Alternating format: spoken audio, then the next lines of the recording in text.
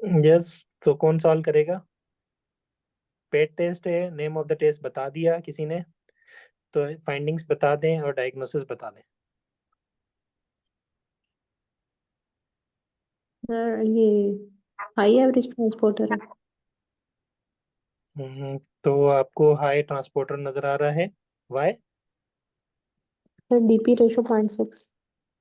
तो DP ratio जो है 0.68 है, ठीक है। अच्छा। और उसके अलावा और कुछ?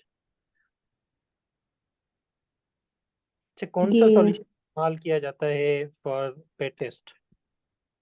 परसेंटेज? 2.2। 4.25% है, 4.25%। पेट टेस्ट की बात कर रहा हूँ मैं, मॉडिफाइड पेट टेस्ट की बात नहीं कर रहा, मैं सिंपल पेट टेस्ट, पीईटी की बात कर रहा हूँ।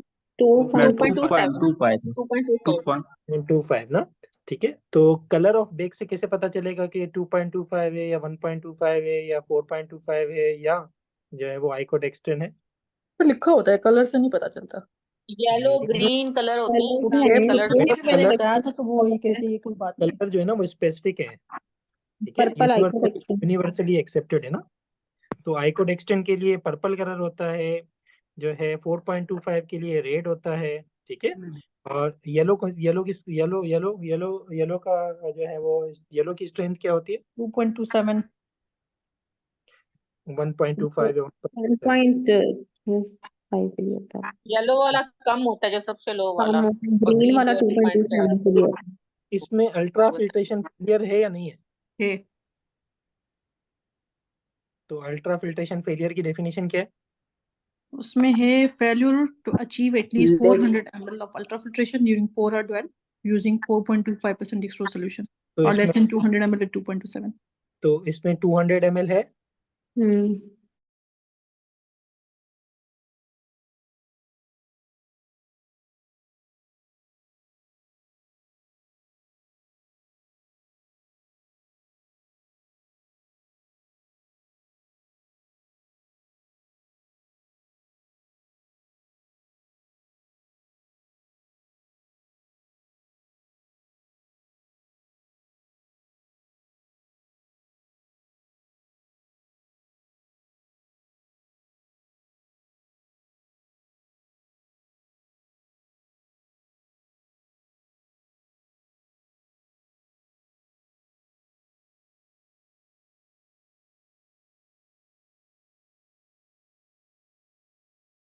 टू तो 200 ml है इसमें।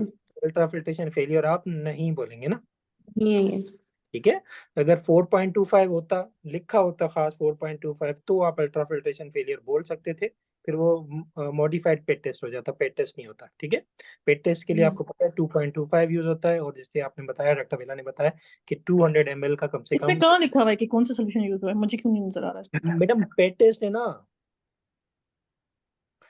इसलिए। अगर सही। मॉडिफाइड पेट टेस्ट होता ना तो उसमें हम ये चेक नहीं करते कि ये जो है ना डीपी रेशियो क्या है, उसमें हम क्या चेक करते हैं मॉडिफाइड पेट टेस्ट में? उसमें तो हम अल्ट्राफिल्ट्रेशन से लेके सोडियम सीविंग देखते हैं। यस, तो सोडियम सीविंग का अगर जिक्र होता तो भाई इस पेशेंट की सोडियम सीविंग जो है पॉइंट मतलब 4 है, 4 जो है 4 मिली इक्विवेलेंट ऑफ सोडियम है, तो फिर आप मॉडिफाइड पेट टेस्ट का सोचते। इसमें जो है ना आपको डीपी रेशियो बताया गया है, और that shows the it is PET test, ठीक है। तो what cause of this condition in this patient? Diagnosis क्या हुआ पहले मुझे बताएं। एवरेज ट्रांसपोर्टर है। यस, तो हाई एवरेज या हाई ट्रांसपोर्टर भी आप कह सकते हैं, ठीक है। So what is the cause of membrane permeability. High transporter in this patient? उसमें फाइब्रोसिस या फिर रीअब्जॉर्प्शन हो रहा है। हाई मेम्ब्रेन परमेबिलिटी और ज्यादा हो वो जाती है। आपको पता नहीं है ना कि इसमें काज क्या है। यस, तो it is characteristic of membrane, ठीक है। आप ये नहीं कह सकते कि इसमें फाइब्रोसिस हो चुकी है या इसमें रीएब्जॉर्प्शन लिम्फेटिक्स की बढ़ चुकी है या ये हो चुका है या वो हो चुका है, आप ऐसे नहीं कह सकते ना, ठीक है। तो आप कहेंगे सिर्फ it is characteristic of membrane, ठीक है। तो व्हाट इज ट्रांसपोर्टर?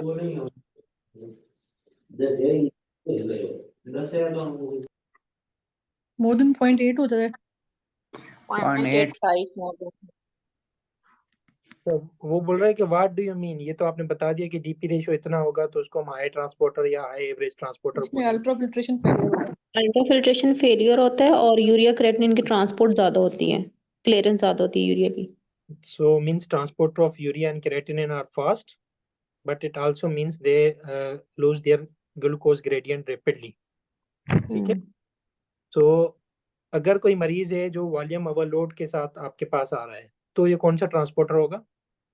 ओवरलोड के साथ आ रहा है तो फास्ट ट्रांसपोर्टर होगा। फास्ट वो ट्रांसपोर्टर। फास्ट ट्रांसपोर्टर, ट्रांसपोर्टर या फास्ट हाई ट्रांसपोर्टर. होगा। अगर कोई पेशेंट है जो यूरीमिया के साथ आ रहा है मगर स्लो उसको कोई वॉल्यूम स्लो ओवरलोड के साथ ट्रांसपोर्टर। नहीं है अच्छा तो नहीं है डॉक्टर सनील, उसमें ये है कि अगर अल्ट्रा फिल्ट्रेशन फेलियर है तो कौन सी वाली सोल्यूशन के साथ अल्ट्रा फिल्ट्रेशन फेलियर है ये भी देखना होगा। मतलब यस आइकोडेक्सिन के साथ है या फिर उसके साथ है। सर, वो जब हम मैनेजमेंट पे आ रहे हैं ना फिर हम आपको और ज्यादा बताएंगे। नेक्स्ट क्वेश्चन यही होगा, ठीक है? तो वो ज्यादा और उसमें और क्लियर हो जाएगा, ठीक है? तो लो ट्रांसपोर्टर का मरीज जो है वो आपके पास जो है वो यूरीमिया के साथ आएगा as compared to volume overload के। नेक्स्ट सवाल है, what is sodium sieving? fall in dialysis sodium concentration over time due to dilution of dialysate by movement of water. So more it then occurs 5। More than yes 5 all in sodium more than plus. तो fall in sodium जो है वो dialysate sodium होगा less than 5 at the start of the dialysis को CAPD में होता है 60 to 90 minutes में, ठीक है? So also it is a indirect mayor of. High वो है ना, हाई ट्रांसपोर्टर है। तो ये मेयर क्या करता है? अगर सोडियम सेविंग किसी जो है फ्लूइड की अच्छी है, ठीक है, वाटर तो ट्रांसपोर्ट। ये फ्री वाटर ट्रांसपोर्ट को जो है ना इंडिकेट करता है। अब सवाल आ गया, how you manage this patient, जिसको आपने कहा कि फास्ट या हाई ट्रांसपोर्टर है ना, जो सर आप सवाल थे ग्लूकोज कंसंट्रेशन का, इस पेशेंट को कैसे मैनेज करेंगे? सबसे पहले सॉल्ट एंड वाटर रिस्ट्रिक्शन करेंगे, फिर डायबिटिक्स देंगे। ठीक है, डायूरेटिक दे दिए, साल्ट एंड वाटर रिस्ट्रिक्शन कर दी, उसके बाद उसके बाद सोल्यूशन देखेंगे कौन सा आइकोडेक्सिन यूज करा है। देखिए ना, आइकोडेक्सिन पेट देना दिया है। गया है, पेट टेस्ट आपको दिया गया है, समझ जाए कि कौन सा सॉल्यूशन है, ठीक है? अभी दुक्के नहीं 2.27 तो कर लिया. तो 2.25 तो यूज कर रहा है, आप 4.25 पे शिफ्ट हो जाए, ठीक है? और उसके बाद ये वाले क्वेश्चन पे सर वो बैठे थे, क्या नाम है उनका? सलमान साहब। जी, वो कहते जब आप सोल्यूशन का स्ट्रेंथ बढ़ा रहे हैं तो उसके एपीडी साथ और कौन सा मेजर आखिर करेंगे। में एपीडी पे ले जाएंगे. तो फिर ड्यूरेशन ऑफ सेशन वो आप कम कर देंगे, वरना फिर यस रैपिड सॉल्यूट निकल जाएंगे।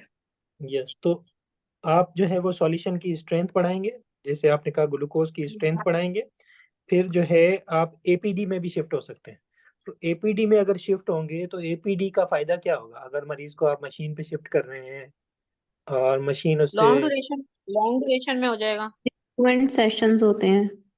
यस, तो स्मॉल सेशन होते हैं ना, शॉर्ट ड्यूरेशन के सेशन होते हैं। एपीडी का मतलब होता है कि फॉर एग्जांपल आप मरीज जो है 8 घंटे में डायलिसिस कर रहा है नाइट के, तो उस 8 घंटे में 10-12 सेशन हो जाएंगे शॉर्ट शॉर्ट ड्यूरेशन के, ठीक है? तो एपीडी में जो है वो स्मॉल ड्यूरेशंस के सेशंस होते हैं, ठीक। इसका नुकसान क्या होता है एपीडी का? एक्सपेंसिव है। उसके अलावा, एक्सपेंसेस के अलावा, रैपिड सॉल्यूट रिमूवल होती है।